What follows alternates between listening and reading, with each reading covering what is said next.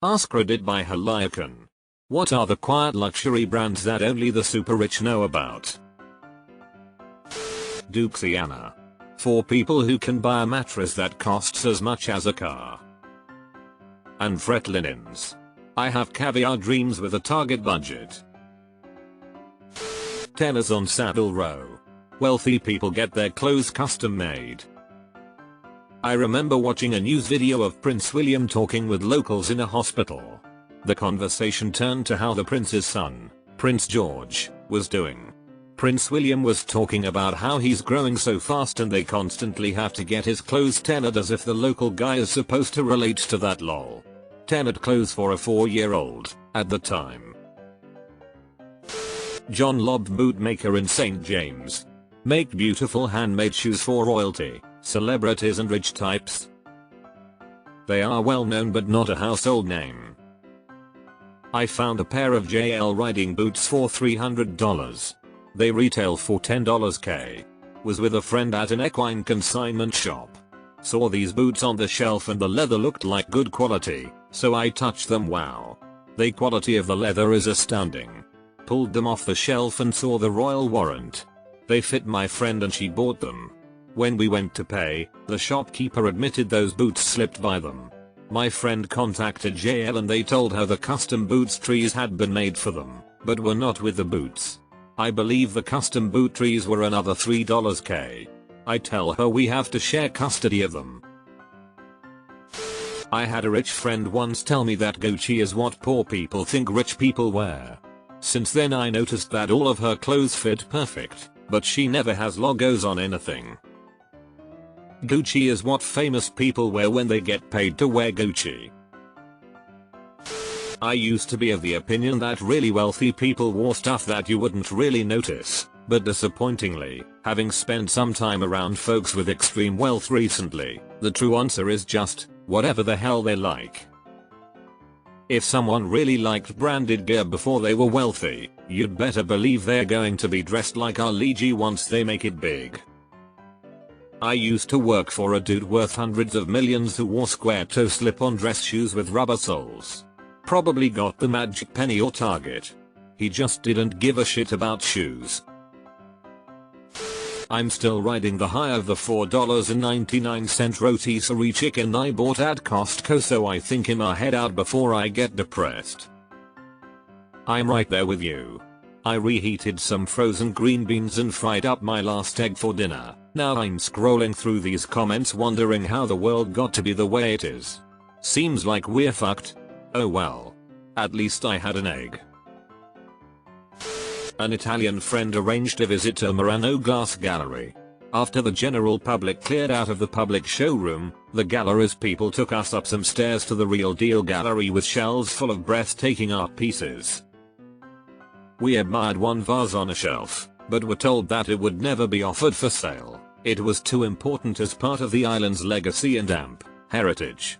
I think that the way we zeroed in on it somehow convinced them that we were top art dealers in stealth mode. For the rest of the afternoon, we were treated like VIPs. What a day that was. I have almost never felt jealous of anyone, ever, until this moment.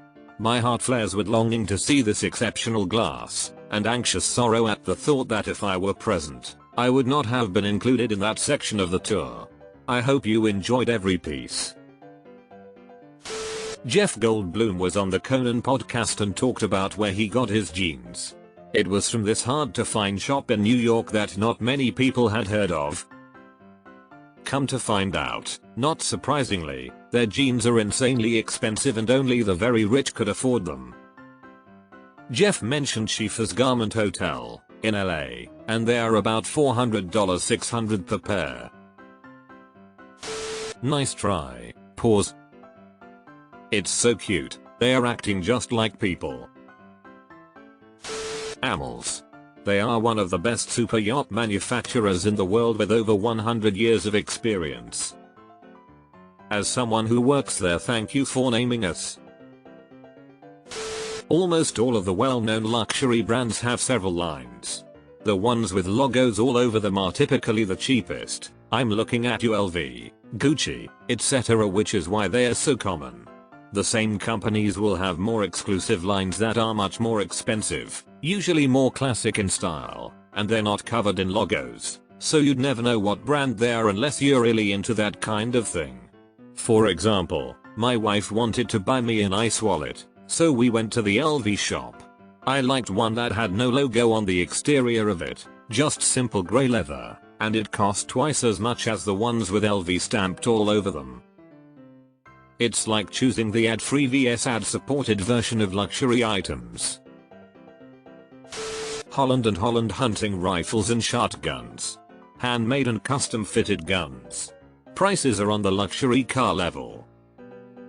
One of my good friends when I was growing up lost his uncle to cancer about a decade ago. This guy was a bit of a gun nut and went on hunting trips all over the world.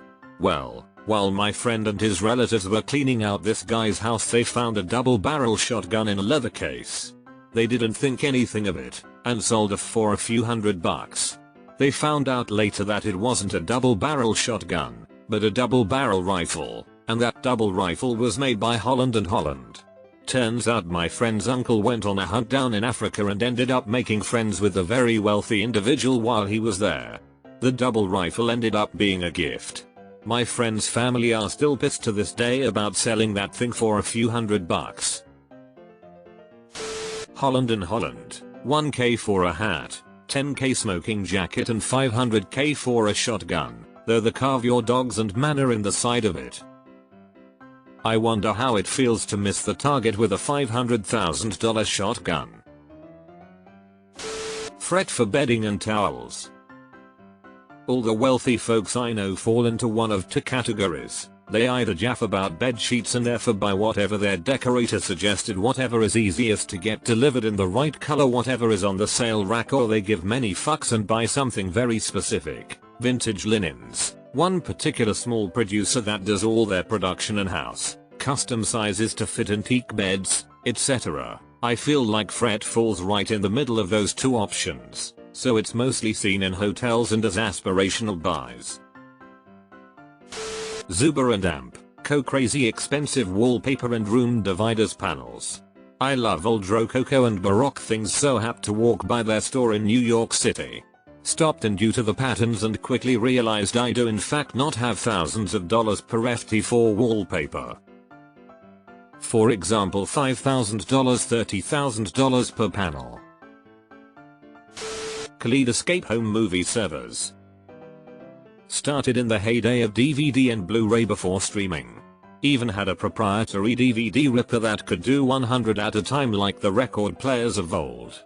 Their software even matched the movie to the data, so it looked like you were scrolling Netflix long before it was a thing. Source: Amavtech, who serviced ultra-rich home theaters. While not adhering to the quiet part of the question, I'll submit home stereo speakers. A set of transmission audio speakers goes for $1,200,000. I wonder when quiet luxury ends and outrageous opportunism starts. When I met my wife, she worked selling high-end watches. Talking about it on our first date, I said, "Oh, like Rolex and stuff?" She said, "Rolex customers are just new money, drug dealers and old men. If people contact us wanting one, we just direct them to a watch shop." Then rattled off a list of about 10 makers I'd never heard of, which her international clients would fly here just to try on. I was wearing a Luminox at the time, which I thought was pretty badass, but all of a sudden I felt like a kid running around with that gadget from Ben 10. When one of the latest technical diving watches came out, the company, Shearwater, advertised them in watch magazines across the globe and then oversold them in Europe. So we got a bunch of super snobs coming into the dive shop where I worked because they couldn't go anywhere else to get this $1,600 dive computer that they weren't even using as an instrument, just as a way, "Oh, look how expensive my watch was" conversation piece. One of them came in and had an old Rolex on one arm that could have paid for a large house in my state. Unreal. Bookmarking for when I'm super rich. Same. I just watched The Secret, so I'm pretty much already there. How would Porsche Leps on Reddit know of super rich brands? Because we mop the floors where these things are made. Used to live in Irvine, which is next door to Newport Beach, one of the wealthiest zip codes in SoCal. The thrift shops and storage auctions had some really high-end stuff. Bought a storage unit for $120 once and it had a ton of Tom Ford, Brunello Cucinelli, The Row. Sold them online for nearly $20k total, keeping a few Tom Ford shirts and a Brioni suit that I got tailored. Wow. You scored big time. I don't know if this is quiet or I'm just extra poor, but Loewe is apparently a thing. I saw an ad that they'd be doing a special launch with Howl's moving castle inspired fashions, so I signed up for alerts, thinking I'd buy something when it was released. Shocked to receive a notification for like $11k jackets. I go to Loewe's all the time. Great garden supplies.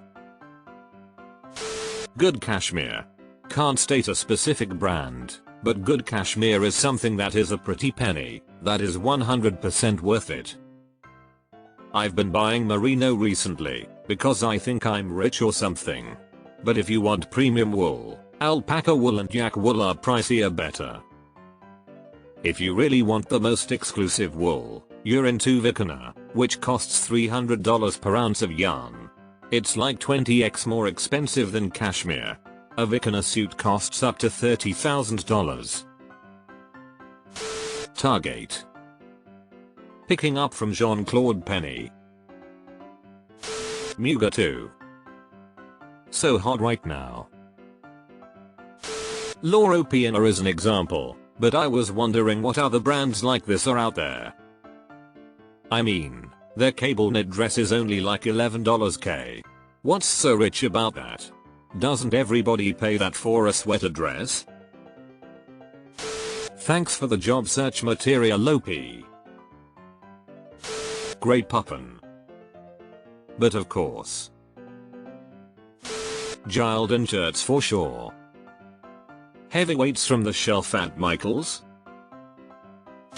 My mom is a seamstress, and she has some very wealthy clients who pay thousands of dollars for items just to have her turn them into something else.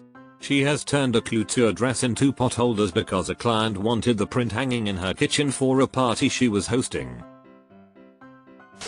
I have a close relative that isn't a billionaire, but close. He wears custom Levi and custom made red t-shirts. He usually switches shirt colors every year or so to match his newest favorite car. Red matches his new Corvette. I just did that, but it's a Subaru lol. Zegna, their jackets go for 10k 30k USD and have no visible logo. All of their items are extremely expensive, but rarely do they show their logos. They only do it discreetly on their cheaper items, I believe. I have a leather jacket from them my grandfather bought 40 years ago, and it is the best leather jacket I've ever seen. I got 2 Zegna suit jackets at a thrift store for $70 total, knowing at 22 that it was a deal. Wore those things for 15 years, getting compliments every single time. Love Zegna. The store in London Simon Cowell goes to once a year to buy 100 sweaters. Where does he go for his facelift BC? I wanna make sure to never go there. Live around and work with the 1% of the 1% for a few years now. Lots of good ones in here, but haven't seen Gabriella Hearst and Amp, Belgian shoes mentioned. Those are the first to come to mind. It's not just about luxury brands because they all buy any designer you can think of. It's other aspects of their lifestyle that is unimaginable and far more inaccessible, like for example, secret restaurants only they can go to and you have to be invited to. Or how much they spend on bedding. Or how they send their 2 dogs on a private jet from LA to Nick because they miss them. After a certain income point, basically everything becomes custom for the client. It's not about brands, it's about artisans crafting things to a person's needs and tastes. Everything they wear on Succession. I love one of the early scenes where he tells the new kid to go grab a pair of Crockett and Amp Jones Capto Oxfords. They're not stupendously expensive, but they are one of the best English brands for traditional ready-to-wear shoes. They'll run $700, $1,200 depending on leather type and a few other details. I had a boss who flew in a jeweler from New York so his wife and daughter could shop. Same guy who said he couldn't afford to give us woefully underpaid staff raises then call everyone out to see the new top of the line BMW he just bought. They aren't rich in spite of exploration of the poor, they are rich because of exploitation. I was a RHS student studying kendo in Japan in the early 2000s. Anyways, at the end my instructor gifted my annoying teenage self the watch he wore when out of class. It was a simple watch with a leather strap, onyx face, and fluid Swiss movement. Wore it to school when I was back home and a teacher stopped to chat. I brought up the watch and his eyes went wide. He simply said, "You have a real heirloom there. Keep it clean." It was an IWC. Edit. Until then I thought Rolex was the most expensive brand of watch. A. Lange & Sutton watches. FP Journe watches are on another level of luxury and exclusivity. If you ever see one you can be sure someone is doing extreme well in life. La Cornu and Aga high-end ranges, rotisseries, and other kitchen items. Aga has been well known in the UK for decades. Personally I can't see the appeal of them unless you live in the country, don't have mains gas, so use heating oil and want your stove on all of the time, as it doubles up as your heating boiler. Kirkland. Romane Conti $10 bottles of wine that you've never heard of. Bespoke.